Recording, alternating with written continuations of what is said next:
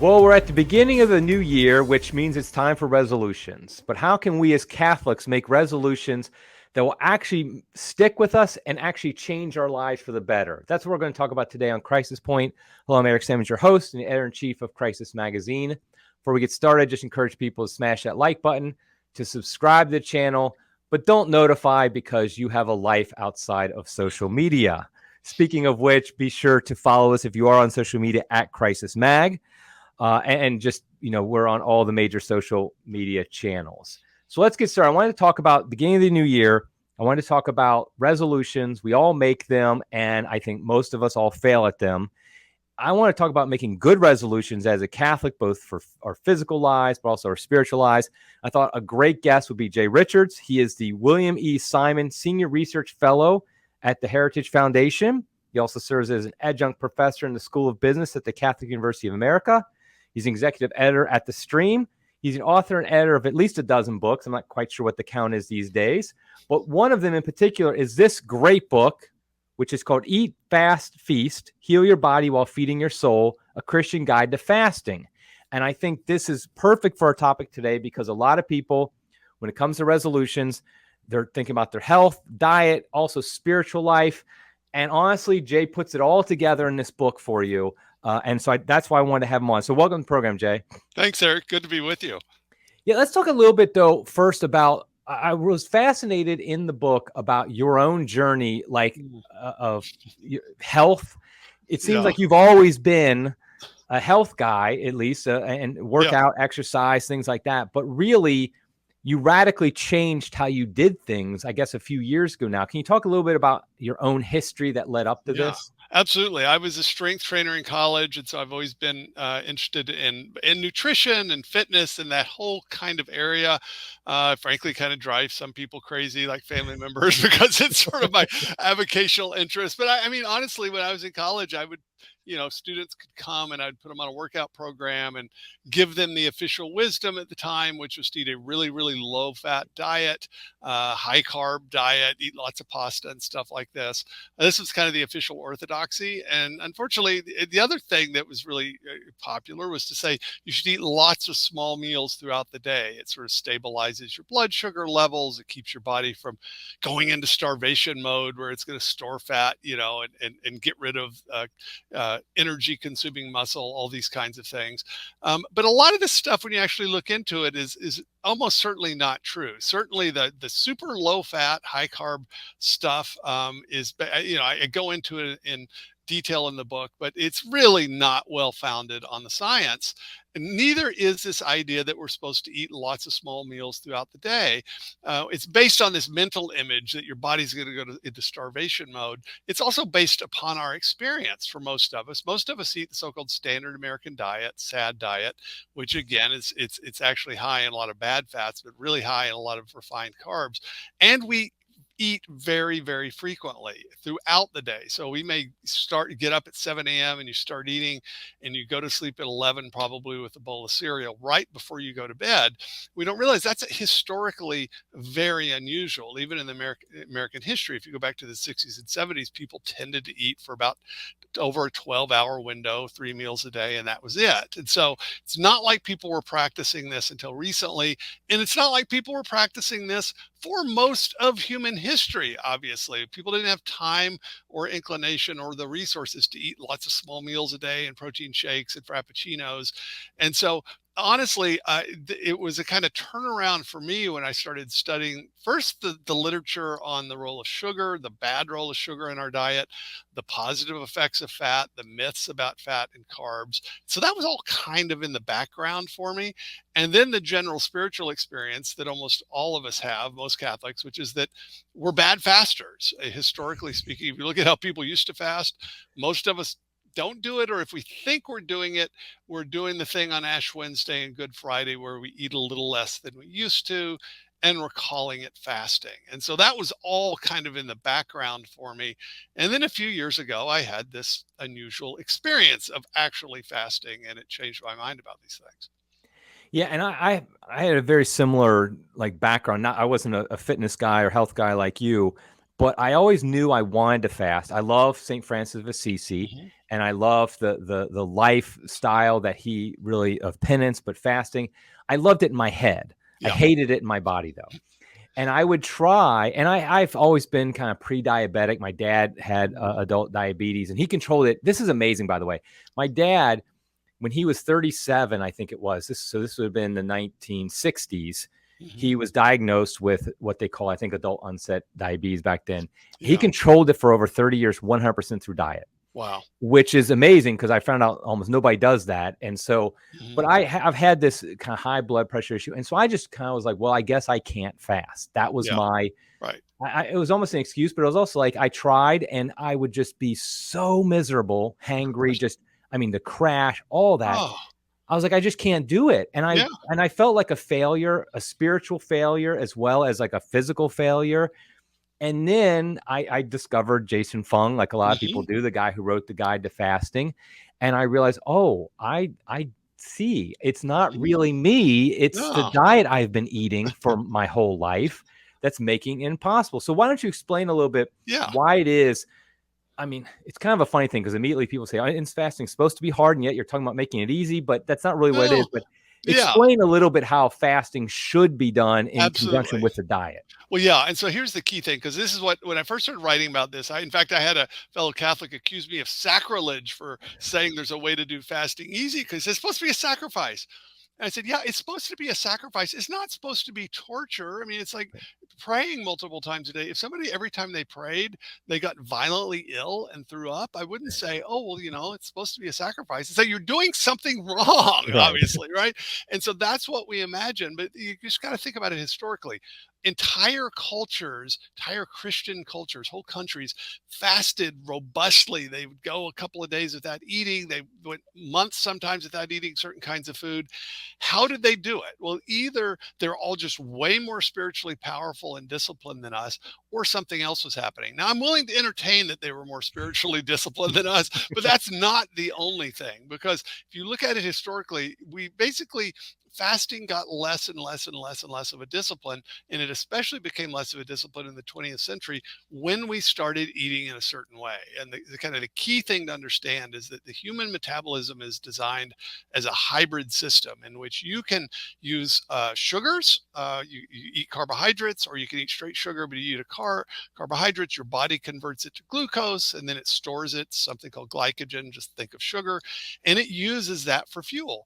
But it can also use fat for fuel by converting fats in your liver to something called ketones, which is another form of it. It's another source of energy. So you think like a hybrid car that can use the gasoline tank or the battery.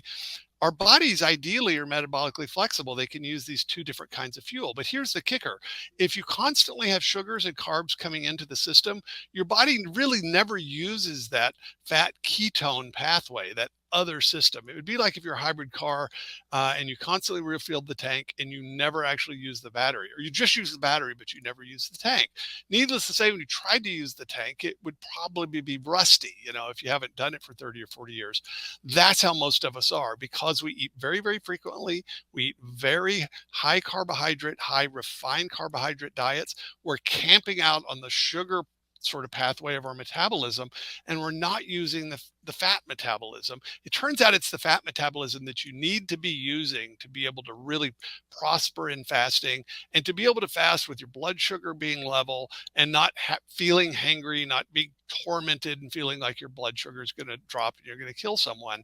And that is the kind of, for me, it was the missing ingredient. What we want to be is metabolically flexible, where our bodies could use both of these fuels. And when we are fasting, whether it's daily or it's a limited amount of time during the day, or it's a couple of days a week, or it's a seasonal fast, it just comes much more easily. Now, yes, it's still a sacrifice, but it's not torture. And I think that's absolutely crucial for making fasting a real part of your lifestyle. If it's just torture, look, we already know what that leads to. It leads to excuses and not fasting. And so I really think that this is a key thing to understand, that if you adjust your diet and your habits, you can actually train your body so that it treats fasting as a kind of normal thing to do. Yeah, and it really, I mean, it really is amazing. As somebody who's actually, I think it was 4 years ago, I started doing this. And for at least 10 years before that, I was under the impression I could not fast. I just thought I Mhm. was physically naive. I would tell people, and I would basically, the only 2 days a year I would fast would be Ash Wednesday and Good Friday, and I would do the cheaters fast, Yeah. the two small meals. One, I mean, Right. that's like And whatever, once you're fasting, it's like I say this is residual fasting. It's just kind of Yeah, the leftover smell in the air after you burn the toast, right? It's yeah. really not what fasting was. It's like, okay, we'll do this little thing. Now, so let's say beginning of the new year, and a Catholic says, I do think it's important to fast. I Mhm. want to do that. I want to do that this year, but I've been a failure, like I have been, like you have been in the past. We've been a failure at fasting. What now? I would just recommend, first of all, just buy the book is the real answer. Eat, fast, feast. But what are some steps? What are the Yeah, steps you take before you? Because you don't want to, you listen to this podcast today. Don't fast today if you've never fasted before. There's absolutely not. steps you take to move up to that. What are some of the That's right. basic steps you take? The basic steps are they're really two. So one is start narrowing the time window in which you eat. So this is so-called intermittent fasting. That's now it was sort of California popular a few years ago. Now it's kind of widely practiced. All that means is you're narrowing the amount of time, the time window in a 24-hour day when you eat. So rather than eating over a 16-hour window and then fasting for 8 hours when you're asleep, you change that. So you do 12 hours and you eat all the food you're going to eat. You have all the meals. It's just that you're narrowing the window. And you do this slowly over a period of weeks, and your body gets used to this longer and longer periods of time without having any food go in. And the good news is that most of that's actually when you're asleep. And so that's really how you start. But to make that easy, simultaneously, you'll also want to make an adjustment temporarily to a more ketogenic way of eating. In other words, a diet that's much, much, much lower in carbohydrates, higher in fat. Yes, I know that sounds like a heresy, but you body needs to learn how to metabolize fat for fuel. Most of us are really good at storing fat. We're really good at that, right? But God didn't design us to walk around with huge amounts of fat on our bodies. That's a protective mechanism. But if you've got a lot of extra fat on your body, that's a sign that you're storing fat but not using it for fuel. And so you basically train your metabolism. And really, the only way to do that, to get yourself into this metabolic state called ketosis, either don't eat for the next 3 days. That'll do it. If somebody locks you in a box, you're going to get into ketosis. That's the hard way. The easy way is to just eat ketogenically for a few days, and then your body uses up all the glycogen stores. That is all the sugar it has stored. It'll use it all up. And then your liver starts converting either your dietary fat or your body fat into ketones, and it uses that for fuel. And you get that system up and running. And once that's working and you get used to going longer and longer periods of time without eating, then you're really prepared for real fasts, where you could go almost all of the day or even an entire day without eating.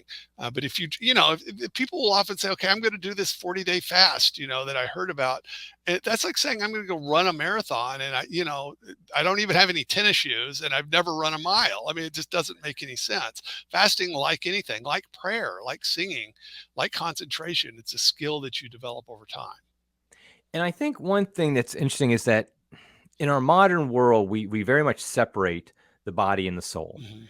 We think of things like prayer, that's our spiritual life, and maybe exercise, that's our physical life. And so when we're making resolutions for the year, we might say, okay, I'm going to exercise more. I'm going to diet or whatever the case may be. Maybe I'm going to read more books, the mental aspect as well. Yeah. But I feel like, though, one of the things and one of the reasons I appreciate your book and the way you look at this is that these are all one thing. Mhm. And so can you talk a little bit about how the fasting and even like exercise and things like that, how does that then tie into the spiritual life and how are they connected to each other? Well, they're connected to each other because we are not ghosts trapped in machines or bodies, but we're also not just apes that have climbed down from the trees and are walking. We're this unique hybrid of the material and spiritual. We're fully spiritual and we're fully material beings that God has made us. The fancy kind of Aristotelian word is hylomorphism. We're matter and form together. We're both of those things, and that's what makes fasting so interesting, because fasting is a spiritual discipline that literally has to do with one of the most basic biological needs, eating. And so you are marshaling your metabolism for a spiritual end. That's what's absolutely amazing. And so that's why, again, fasting and prayer are supposed to go together. And so really, the nice thing about fasting, if you're really thinking about it clearly, you realize it helps us get over this idea that there ought to be this facile divide between the material and the spiritual. Your body has to do with your spiritual life, and your spiritual well-being has to do with your bodily health. Those things are connected, and fasting done right is going to connect both of those things. Yeah, one of the things I've found in my own life is that when I'm doing better on the physical side, like I'm exercising regularly, I'm fasting regularly, is that my mind is more clear to pray more and to maybe read spiritual books and do spiritual reading, things like that. It ends up helping out. And when I'm doing badly, like I'm eating poorly, my mind's so clouded, my prayer life just kind of disintegrates. And Yeah. I think that it all ties in together. It's all of one piece. So I think that's important for people to know when we're doing these things. Like I kind of realized that my years of not fasting had an impact on my body, obviously, in a Hmm. bad way, but they also had an impact on my soul. It just was a time that wasn't as easy to pray and to do things like that. So I do think we tie all that together. Now, okay, so we talked about fasting, so we'll talk about that again maybe in a little bit. I want to talk about in conjunction with the liturgical calendar. But what about other resolutions? Like we all make resolutions to be more healthy. Hmm. So, what are some other things we can do beyond fasting and maybe doing a more ketogenic diet, like exercise? You got a history with this. Yeah. What are some things like your average person maybe hasn't done anything? What can they do? I mean, you absolutely. I mean, and I even end up having a little chapter in here on sort of basic exercise that people can do. I'm a very strong proponent of resistance training. I think again the kind of long, steady uh, um, cardiovascular exercise that we all kind of learn to do. It's something, it's certainly better than doing nothing. It's actually not the optimum thing. The optimum thing you can do is a combination of resistance training where you're putting your body under controlled stress, your bones and your muscles, and then allowing time for them to recuperate. Your body, unlike a sort of steel structure or a concrete structure, you put it under pressure, it will eventually break. But your body and your muscle and your bones, if you put them under pressure and then you give them time to recover, they actually build back stronger than they were before. And so that's the way we're designed. And I think that's true both also in the spiritual life. But you need to be doing something long term, whether you're male or female, young or old, that involves resistance training. And then I actually think the best bang for the buck for cardiovascular health is actually high intensity interval training, in which rather than doing the kind of slow, steady stuff, doing exercise in which you're, maybe kettlebells, it may be jumping jacks, in which you really push yourself quickly, say for 30 seconds, get your heart rate up fast, and then you slow it down. And you do that periodically, you can actually get a lot more benefit with a lot less time. But everyone should just absolutely be doing that and not treating it as a kind of physical thing. As you said, look, mental prayer, if you can't concentrate, if you can't focus, if your mind is cloudy, you're bad at mental prayer. So don't think these are separate things. Your ability to focus and the well-being of your mind actually plays a direct role in whether you can do mental prayer. These things are just that, we can look at them as different aspects, but I'm absolutely convinced they're all connected. Yeah, and I've seen that with myself as well. I just when I'm not doing exercise and things like this, my mental prayer is just a waste. I mean, I'm just Yeah, falling asleep or just like sure. it's too cloudy, like you said. Now, when you talk, I want to tie into something that you actually tweeted this week Hmm. about the differences between men and women and their strengths. Yes. What are those differences? Like, for example, let's say just a generic man or a generic woman who Yes. they want to start resistance training, want to start doing some exercises. What are the differences between what they're doing? The main difference for men and women is that men are stronger than women. Everybody knows this, and men are much stronger than women in their upper body. So my arm strength, for instance, it varies from muscle to muscle, but it's probably 2/3 or 3/4 stronger than the average man, stronger than the average woman. Your glutes and your legs and your calves, men and women are close. They're closer. It's more like 70 or 80%. A woman has about 70 or 80% of the average man's strength there, because we kind of doing the same things.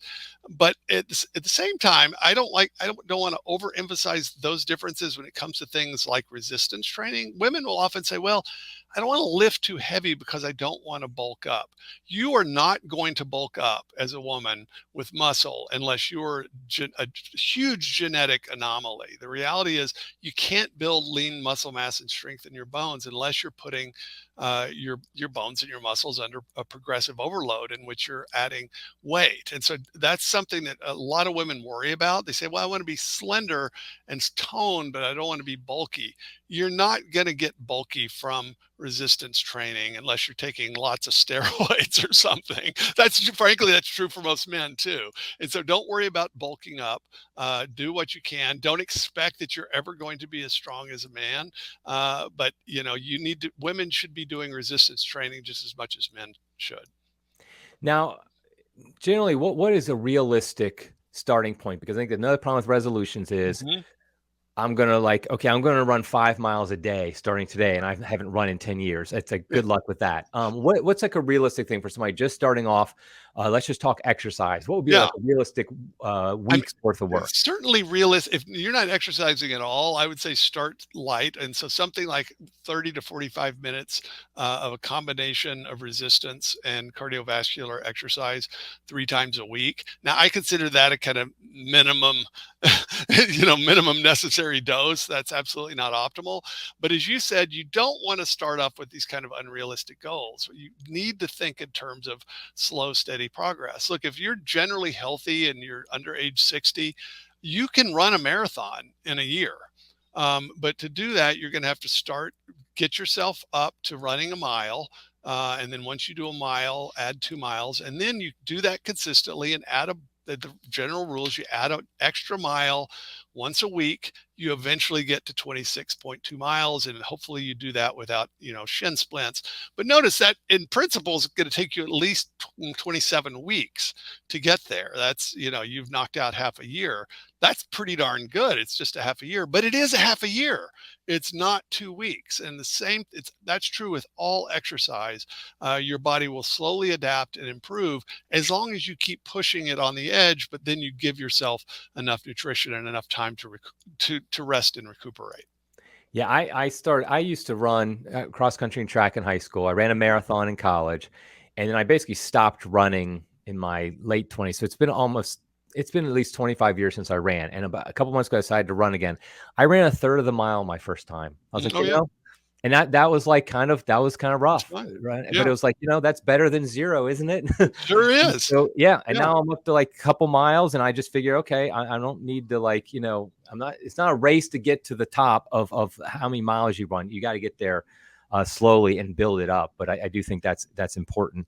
Okay. So let's tie in now, kind of putting it together, the spiritual, the physical, but also with being Catholic. Yes. And I think one of the things is we have this liturgical year the church has given us. And I think we think of it just spiritually, but how would you tie the liturgical year into all of these different recommendations of our resolutions and what we can do to improve this year? Well, the great thing about the liturgical calendar, as you said, is it's given to us, right? The dates are already there.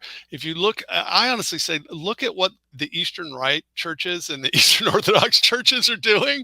It will put you to shame if you're a normal Roman Catholic. They have that tradition has retained a lot of these disciplines. Now, in many cases, they'll have very long, they're sort of intense abstinences rather than strict fasts. But if you look at what the early church did, we know the early church generally fasted every Wednesday and Friday. Wednesday because that's the day Jesus was betrayed, Friday because the day he was crucified. Mini feast on Sunday. There's always a mini feast on Sunday. And that's noticed, that's every week, right? So Wednesday and a Friday, 2 of the 7 days you're fasting in some way. And then there are these 4 periods, kind of seasonal fasts called the Ember Days fast. They're basically the joints of the seasons. And those are Wednesday, Friday, Saturday fasts. So you add an extra day there. And then you have, of course, the big feasts, Christmas and Easter, are preceded by fasting season. So, of course, Lent, which we still recognize as a fasting season, but Advent was also a fasting season. And you'll notice that the church in her wisdom tends to pair fasts with feasts. We have kept the feasts and dropped the fasts, and should not be surprised with the results of that, both physically and spiritually. And so I honestly think we could do a lot worse than simply doing what the early church, at least the early church's practice for weekly fasts, plus just return those fasting seasons so that they're treated as real fasting seasons. Because right now we're not actually doing that. Giving up one thing during Lent is not making that a fasting season. It means that you're abstaining from one thing. And it turns out, this is what to me was the most exciting thing about doing the research for this book, is that there are physiological benefits to different fasts at different time scales. And if you practice this, where you limit the amount of time during the day when you eat, you have a twice a week, twice a week, 2 days out of the 7 is fasting, and then you follow a robust fasting schedule with the liturgical calendar, you're going to sample different time scales of fasts, and every one of those is going to have spiritual benefits, and it's going to have corresponding physiological benefits that you wouldn't get if you were just doing one or the other kind of fast. Yeah, I think one of the things I know I've learned over time is that your body adapts to whatever you change to. Mhm. Because if you change to a whole new schedule and you keep that schedule, your body starts to adapt to that. I mean, I actually Yeah, gained weight after I had been fasting every day for a while, even doing OMAD, which is one meal a day for a while. yep. I even started gaining weight and I was like, what's going on? And I learned that the body just says, okay, Mhm. now I'm used to this. I'm going to adapt to that. And so there's almost like this wisdom in the church. And this is one thing I wanted to make sure you brought up Yeah, was in the book. This is one of the great things is, and I think this is how we fail our resolutions sometimes, is that we get too hardcore. And then when we're like, we're always in this state of, I have to be fasting, I have to be disciplined, I have to be yeah. whatever. And eventually our body just, and our mind just says, forget it. So talk about how we tie in the feasting and the fasting and how that Absolutely. all works together. Absolutely, because first of all, we know just psychologically, look, if you are having to be really, really disciplined all the time, and you're always depriving yourself of things, you're going to probably just snap at some point and binge. That's what people do, right? That do this. Here's the sad thing is that actually that's a bad diet. So the way most people diet is they perpetually reduce the number of calories that they bring in. Well, guess what? That'll work initially. You lose some weight. Almost everyone regains that within a year. And the reason is because it slows down your metabolism, your body downshifts.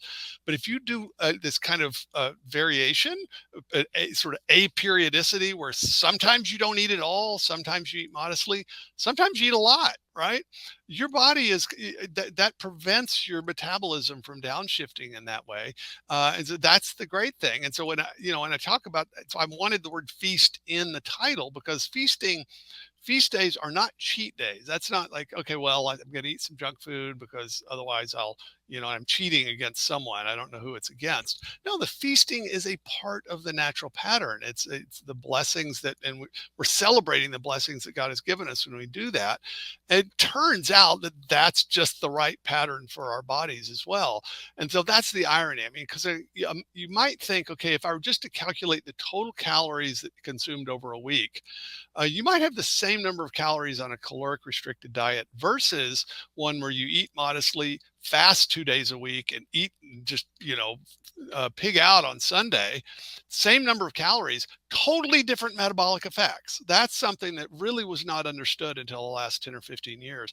Those are just two different ways of acting. They're two different ways of living. One is sustainable, one's beneficial to us. It turns out one also corresponds to the church's traditional liturgical calendar, which we mostly abandoned. Yeah, right. That's for sure. I love the Ember days, by the way. You brought those up Mhm. before, and my wife and I, we took forever to finally start adapting. Then we knew about them years ago. And I think literally this past year was the first time we actually followed Yeah. them because Well, you got to get them on the calendar. Otherwise, you don't, it's like, oh, wait, I just missed the Ember days. Yeah. that's right. Exactly. That has happened a few times to us. So that's always good. And I also think that the whole fasting and feasting is has been very good for me because I feel like I can tend to just hunker down on the fast mode, the discipline mode, and then Mhm. I break. And Yeah. eventually it's like, you can't do it. But like this past Advent, and I was doing some fasting and whatnot, but I had even told myself, okay, I talked to my wife, well, on Christmas Day, let's make sure we have this treat that I don't normally eat, Mhm. and we're like, I was so much looking forward to it, and then when it was Christmas Day, it was like so much better So than it would have been if I had just been eating like that for the past couple, weeks. It was like, yeah. this is like awesome. It was a true feast, in other It's a words. true feast. You really do not understand a feast. You don't know a feast in the way you're meant to know it unless you've really done a fast. I mean, if you do work your way up during Lent so that you can do a 3-day fast, say from Thursday until Easter Sunday, which you could do that. It'd take you some weeks to get to that where you could do sort of a 3-day fast.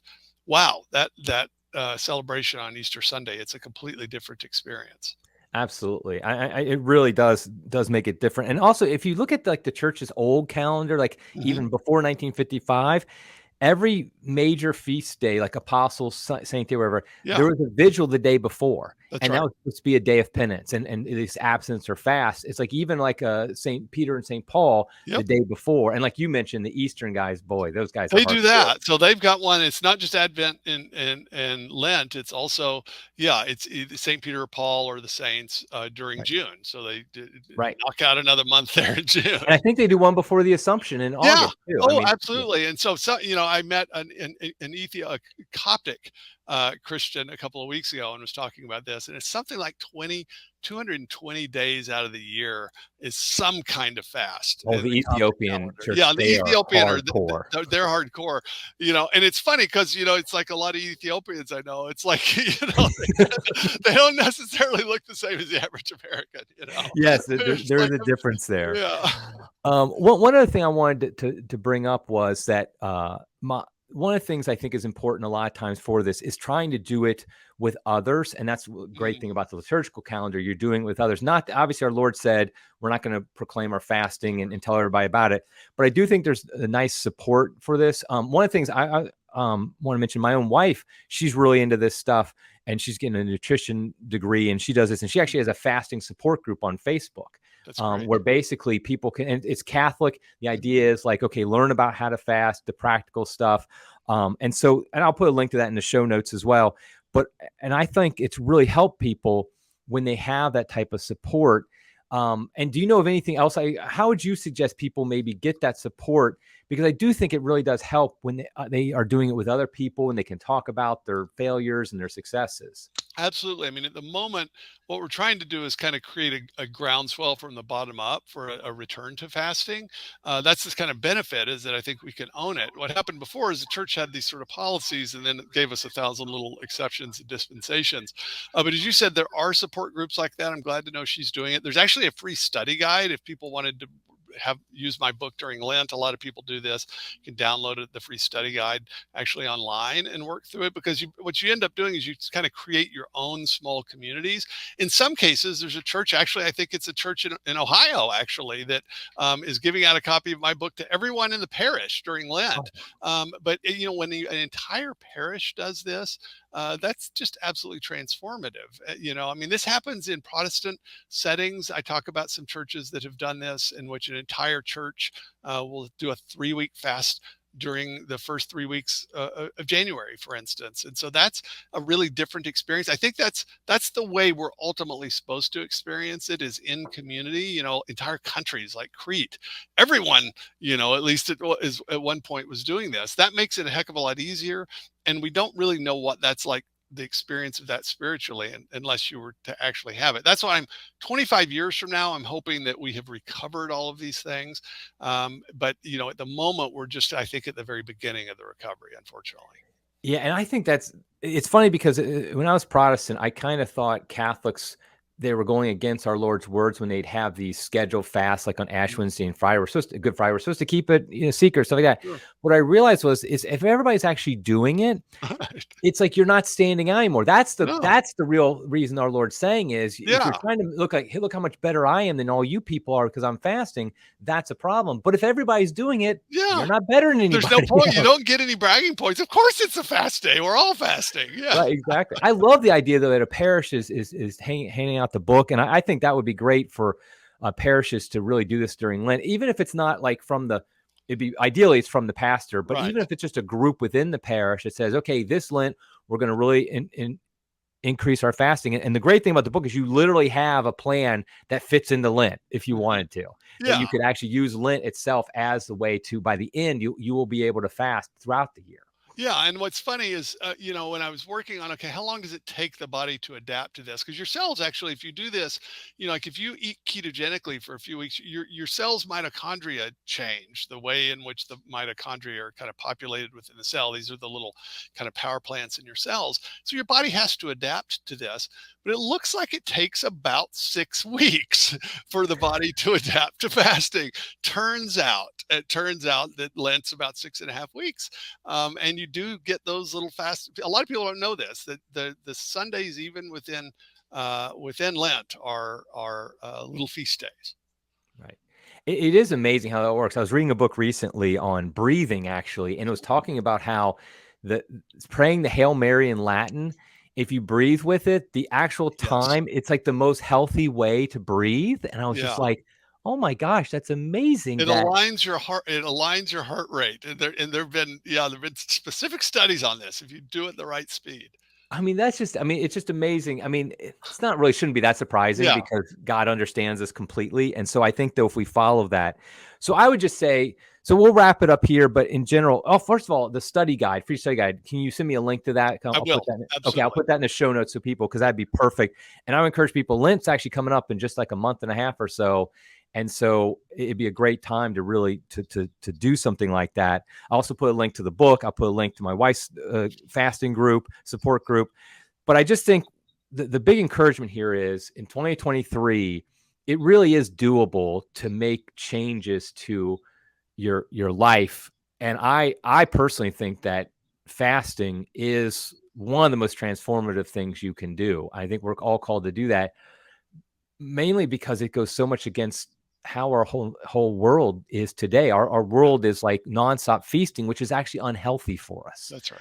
And so doing something like this is great. So any other suggestions for people as they're kind of getting into the year for resolutions?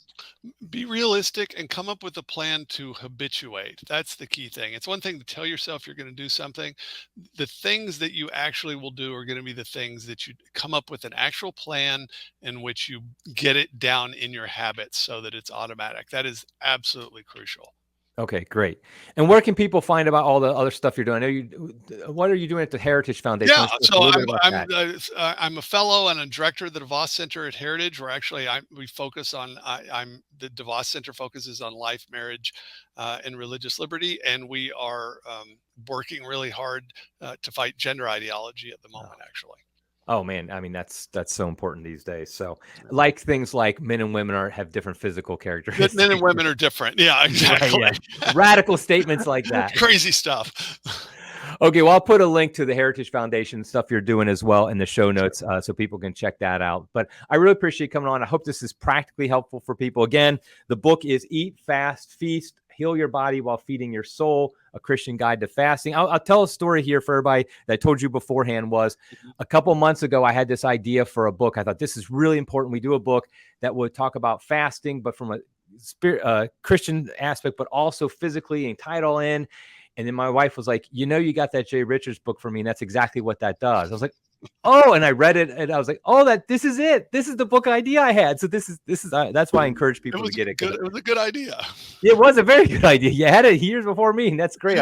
It's nice when somebody else has already written it. It's like, I can just recommend that book. I don't have to worry about writing it or finding somebody to write it now. So. Absolutely. Okay. Well, thanks a lot, Jay. I really appreciate you coming on Okay. the program. Great to Okay. be with Until you, next Eric. time, everybody. God love you.